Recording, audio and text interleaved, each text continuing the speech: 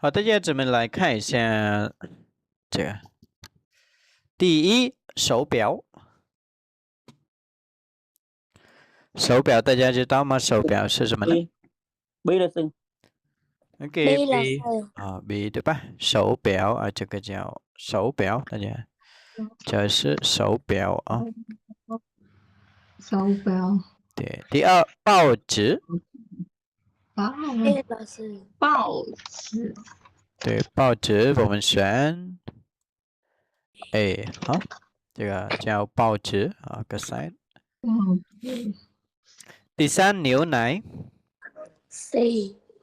C 啊，牛奶。Bao nhiêu này? OK，牛奶。